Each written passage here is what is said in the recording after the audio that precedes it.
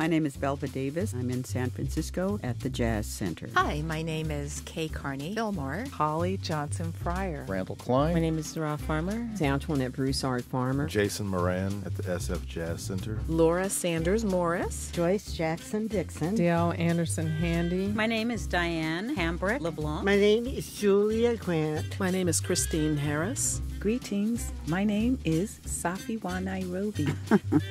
My name is Minnie Laura Della Pearl Carrington. Angelique Tompkins. My name is Maestro Curtis. That is not a title, that is my name. Hi, my name is Larry Douglas. Kelly Kimbrough Tuck. Dr. Allison Nicholas Metz. Arthur Joseph Michelle. We're at StoryCorps in San Francisco. I'm Sonny Buxton. I'm Bill Lipsky. Charles Curtis Blackwell. This is Gina Warren. Ianat Burrell. I am Tyra Fennell. Bill Gillis. I'm age 65. My name is Ann Tricia Kimuyu. My name is David Johnson. My name is Jesse Foster. Natalie Bazil. Chloe Parker, 15 years old, and I'm talking to my dear mother, Natalie. Well, I have to find out what you think about the future of jazz as it was or as it is with the new generation. I mean, where is it in its transition? And does it have the same importance in the life of Black people that it once had? I'm 38, and I grew up in the 80s, and the hip-hop that I listened to in the 80s and even going into the 90s kind of also brought along a lot of jazz aesthetic into those samples of those songs. You would hear Art Blakey in those songs. You would hear Horace Silver and Miles Davis. You would hear it. And so through hip-hop in that era, you would hear the pantheon of Black music. And you would hear kind of like these radical ideas about the ideas that were coming out of the 60s, you know, civil rights movement. And they were in the music, right? And I think now, here we are 20 years after the 90s. And where the music sets, for me, it's difficult because it doesn't have the same resonance, right, that it did in the 50s. It's not the place that people will say, oh, we go to here to understand the new protests of America. But it is there, you know, and the musicians understand where it is inside them. So we have to do it whether or not it finds the audience that is in our neighborhoods that we grew up in or not. Because also, like, we have to make sure that we understand that this is not just our problem, right? There's a lot of other components in it. And it's like, how do we help educate kind of a world of people who have to interact with each other so that less ignorance happens? And I think that's what I want to try to implant into the young students that I come into contact with, is that they aren't void of any social responsibility just because they're a musician. That's not good enough.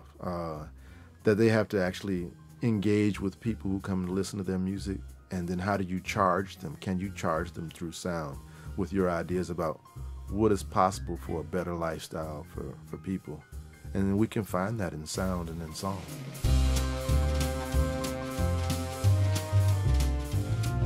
Tell me why jazz is important to you. Jazz is important to me because I grew up with it. I'm from Mississippi and grew up on the Mississippi Delta Blues, and it's a short transition from the Mississippi Delta Blues to jazz. Jazz has been my constant companion since I was in high school. And it's helped me to be a more creative person, to be a better problem solver, to think outside the box, as they say. Jazz is known for improvisation, and that's the basis of creativity, and that's my relationship to jazz. Music was always the background to everything. In your home, to everything, you know. And I loved the music of my parents' generation. They taught us to dance, and you know how little girls will put their feet on their dad's feet and dance, and both my mom and my dad taught us to dance, and we would love to watch them dance because they were good. So cute together. They were good, and that has always been a backdrop, you know. And that was usually big band, swing. Oh, yeah. You know, Duke Ellington and Count Basie. Indeed. I remember those days. My grandfather was originally from Beaumont, Texas, and his name was Wesley Johnson Sr. Everybody knew him in the Fillmore because he always had a white Texas cowboy hat on, but not, like the ones that you would see in the old Westerns. This is the one that you wear if you're an aristocratic cowboy. My grandfather owned a bar called the Texas Playhouse, also known as the Club Flamingo, which was on Fillmore back in the heyday of African Americans and their presence in San Francisco, where we owned all of our own pharmacy, lots of black doctors. We had our black liquor store, restaurants, and of course the clubs and bars that were owned by African Americans in the Fillmore.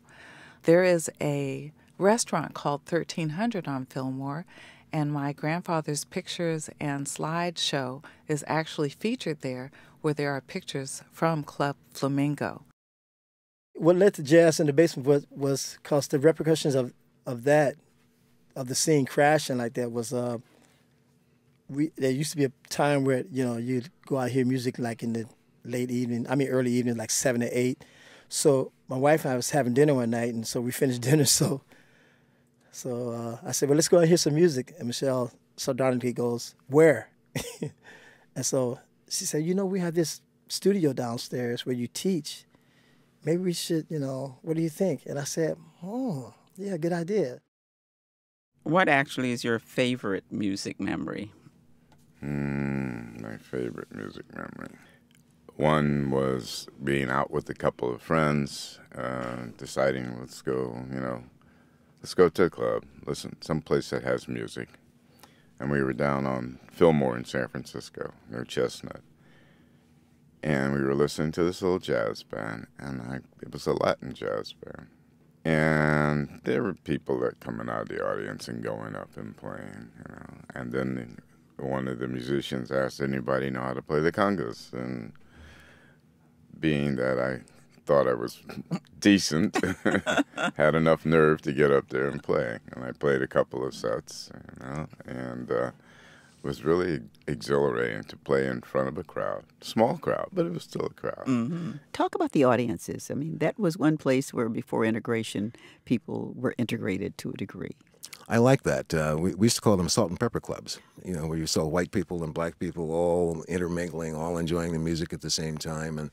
And that today, oddly enough, doesn't exist as it did in those days.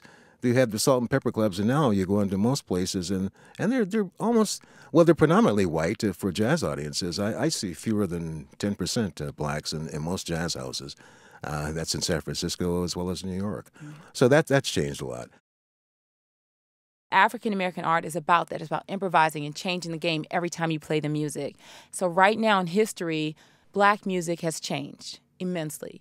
Jazz is there. It's of an influence to a lot of artists, hip-hop artists as well. Mm-hmm. But it's no longer a straight-ahead rhythm section 2-5-1 format that it was in the 70s up until, I would say, the early mid-80s when Miles Davis whipped out his red horn and started doing Bitches Brew and that kind of energy. What I love about jazz is no matter how much you dig, you still find a whole new world, just the amazing depth and complexity. It has no limits. It has no boundaries. You can find yourself in the classical phase, in the bebop phase, in the Miles, electric phase. There's just such a strong and wide footprint in the art form that it makes a major contribution to what I do professionally. How did you get involved or make a choice that you wanted to be not just a broadcaster, but you wanted to preserve some of the life of jazz? I guess it chose me in a way, We all go for a radio gig but have no idea exactly where it's going to be. Is it going to be hip-hop? Is it going to be rock? Is it going to be pop?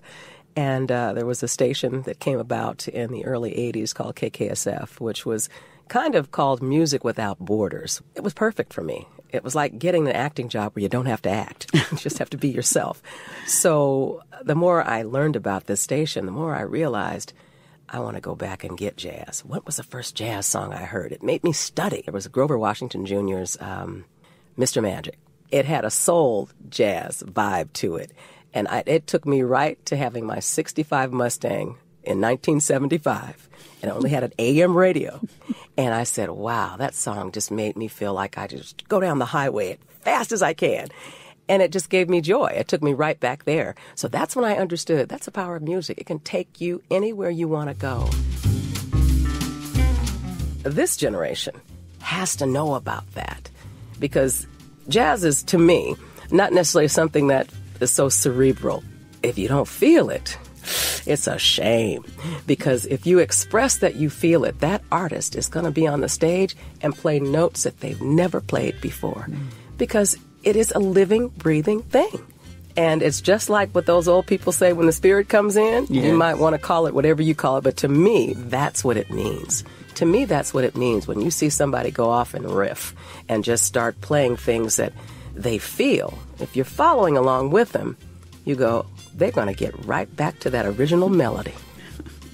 But the story they're telling in between is their own. Well, thank you, Grandpa. I know sounds like our time is up, but that was a great interview, and I think we'll have to do this again. I have plenty more questions. I think you were my perfect choice to do this. You're special for me. Huh? You're special. In what way? The fact that you're here and we're able to communicate, and you're pretty much a role model for the rest of the family.